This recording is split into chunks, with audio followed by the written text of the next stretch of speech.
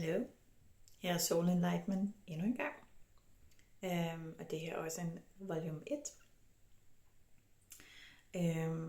Jeg skal tale lidt om, at hvis det er, du har svært ved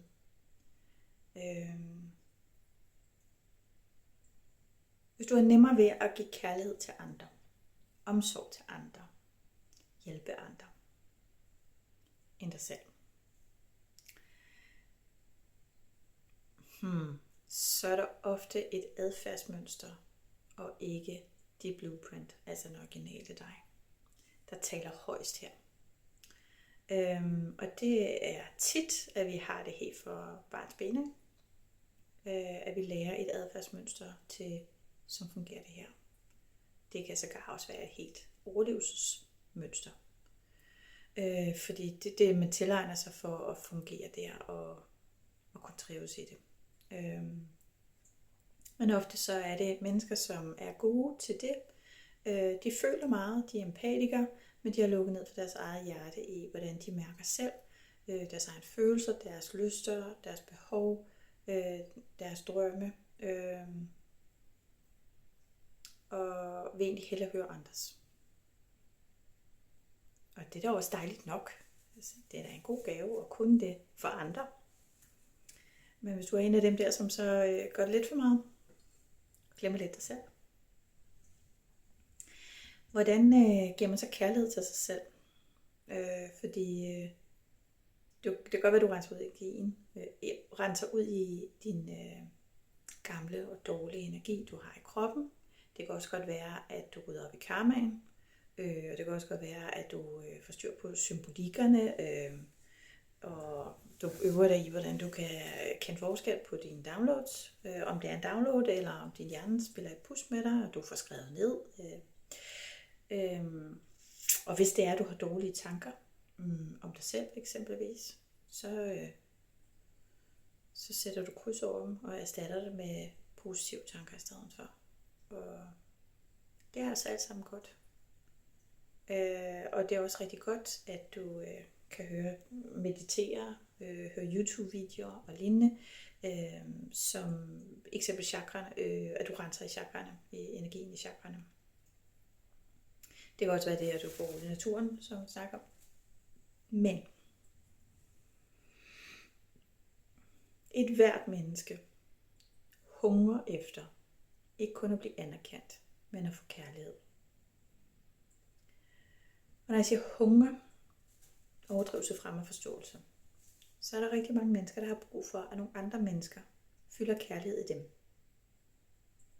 Det er fordi, rent metaforisk, altså symbolik i at hælde i dem, eller kærlighed i dem, det er simpelthen fordi, de har et hul. Der er der rigtig mange mennesker, der har. Så har de et hul, hvor at du må gerne give mig noget kærlighed, som ryger ned i mit hul. Og du skal gerne blive ved med det. Du ser mig, du roser mig, jeg kan se på dig, du godt kan lide mig, osv. Det fylder det der. Der er det der hul der, det gør ondt, og det er mørkt. Og det føles lidt bedre at være i. Men hvis du ikke får ryddet op i det, der gør, at hullet er der, så kan alle andre putte nok så meget af kærlighed ind i dig. Men hullet er der stadig. Det er som et lille sort hul ude for universet. Det kan rumme det hele, det forsvinder ind, men det healer ikke noget. Det kan hjælpe i at være i det. Men det er for en kort periode. Det er lidt som at tisse i bukserne, ikke? Det bliver hurtigt koldt. Så hvad kan man så gøre for at hjælpe sig selv til at få kærlighed til sig selv? Så udover at du renser i chakrene, og særligt hjertechakren, følelserne og kærligheden til sig selv, den er ret relevant at have fat i, også fordi den tråder sammen med alle chakrene, så den har indflydelse, når du arbejder med hjertechakren, på de andre chakrer også. Den er super god. Det er godt. Så sådan en helt banal ting, som os mennesker, som elsker at give til andre, som er empatikere.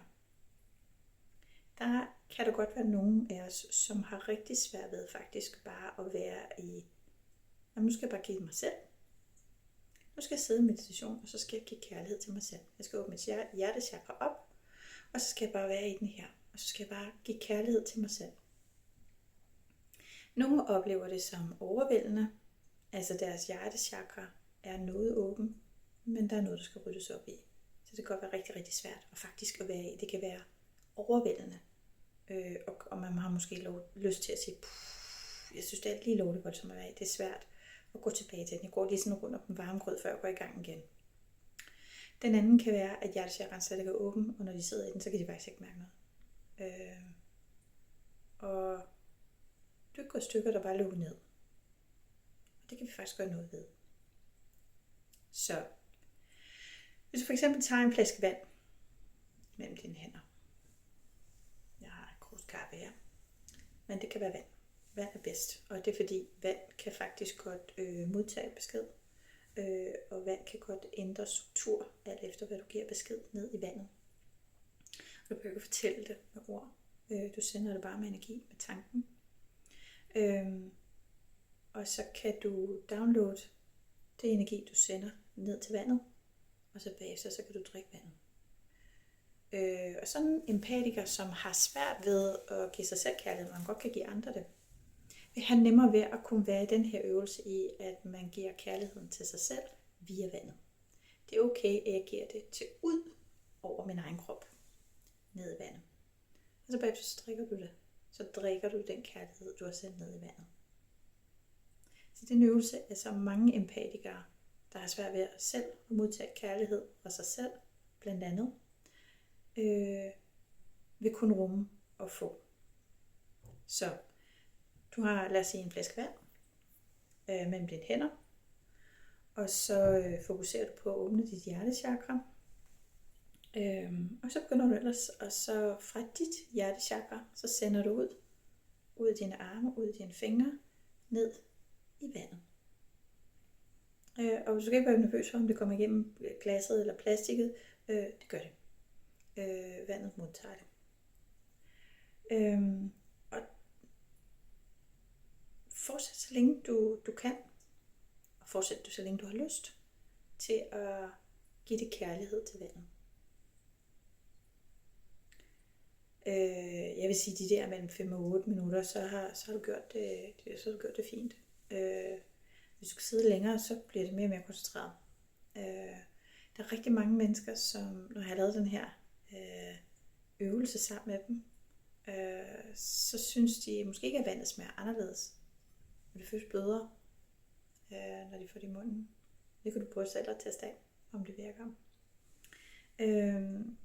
Bare husk, at inden dagen er omme, så har jeg drukket det vand. Du kan jo godt gøre det i små portioner, at du drikker. Altså for eksempel, at du har om morgenen, og så har du den her flaske vand, som du så tager med på arbejde, og så i løbet af dagen, så drikker du så den her flaske vand. Mange melder tilbage, at de faktisk mærker noget mere ro. Og der er jo ikke nogen, der kan sige, jamen hvis jeg ikke havde drukket det, så havde det været sådan og sådan. Fordi dagen er jo gået, og du bliver nødt til at tage et valg. Men i forhold til, hvordan dagen har startet, hvordan der var uro i kroppen, og hvordan dagen foldede sig ud, så synes de faktisk, det er gået ret godt taget betragtning af, hvordan dagen den startede. Og ofte så også den der, hvis du starter med sådan en kaosdag, så fortsætter det, der er aldrig en ting, der kommer alene, ikke? Agtigt. Så derfor kan det hjælpe på den måde. Altså når du får en portion kærlighed ind, så er det også nemmere ved at kunne rumme verden. Så derfor kan det faktisk være en god øvelse på den måde at give en, der har svært ved at modtage kærlighed, men er rigtig god til at give den. Og det er jo aldrig dårligt. Du kan ikke få for meget kærlighed. Og når du gør det, så påvirker du også dit hjertechakra. Og når du gør det et stykke tid, så kan det være nemmere at åbne op for din hjertechakra og mærke noget. Men det kan også være en god idé, at hvis du arbejder med din hjertechakra, og det er overvældende at arbejde med det, at du så drikker det her vand samtidig, som er, at du allerede har fyldt op med kærlighed. Sådan så, at du drikker en god portion af det her vand, inden du går ned og arbejder med hjertechakra. Fordi så er det sådan, du kan bedre rumme det. Det hjælper. Der er jo så lige den der ting, at når det er sådan, at empatikere, der helst gerne vil hjælpe andre, i stedet for at hjælpe sig selv. Det er ikke ens betydning med, at de ikke kan hjælpe sig selv, men de er meget tit over og gerne vil hjælpe andre. Så er der mere arbejde, du skal lave, hvis du er der. Og man skal passe på med at være over i andres spinatbed. Og det er fordi, at hvis du giver andre svaret på, hvad de skal gøre, så kan det være, at du faktisk trykker på nogle knapper hos de mennesker, som du egentlig bare gerne vil hjælpe, til at det forskubber deres karma-indsigt, ved at du giver dem svaret. Du skal bare gøre sådan her. Det her. Nej, vi er vidt forskellige alle sammen. Og der er ikke en eneste, der har, selvom man har det samme tema af karma, man arbejder med, så er der ikke en eneste 2 gange, at det kommer ud på samme måde, at karmaen udfolder sig.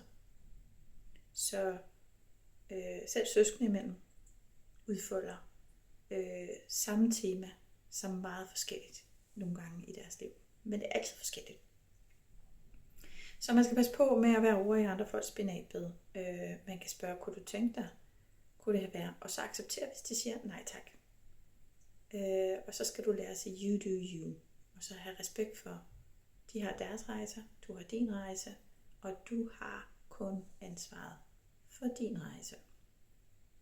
Super irriterende, men det er sandhed.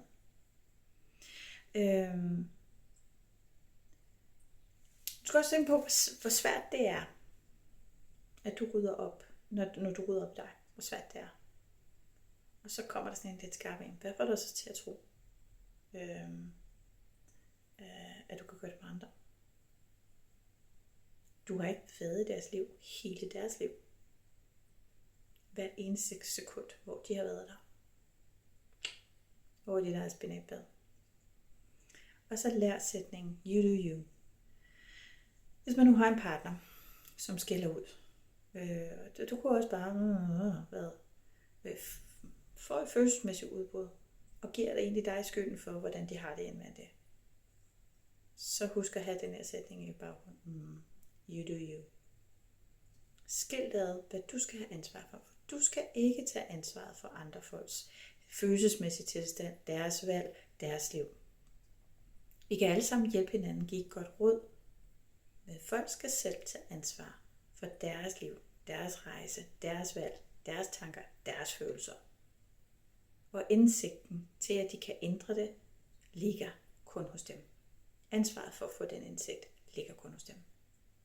Så brug energien, brug dit overskud, brug dine kræfter på der, hvor du skal prioritere det hos dig selv. Gør ikke noget at hjælpe andre mennesker. Man skal bare vide, hvor langt man skal gå. Og der er et godt råd kan være, bla bla bla. Og hvis de siger, ja, jeg har lyst til at gå nu, okay, så accepter det. Så forstyrrer du ikke deres rejse i, hvornår de egentlig skal have deres karma-indsigt, til at de kan lukke en cyklus på deres karma og tage eksamen.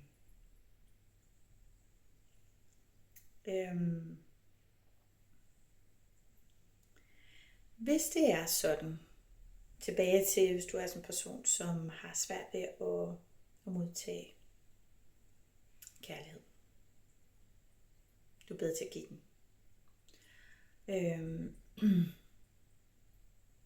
Og du måske oven i købet så også er sådan lidt, tænker, hvorfor er der ikke noget, der fungerer for mig?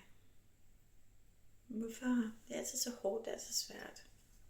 Det der med måske lidt negativt mindset. Så kan det være en god øvelse, at når du står op om morgenen, at når du så vågner, at så hopper du ud af sengen med det samme.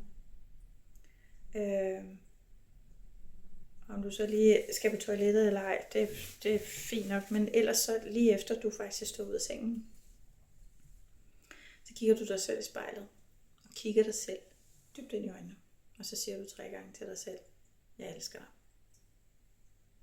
Læg følelse i.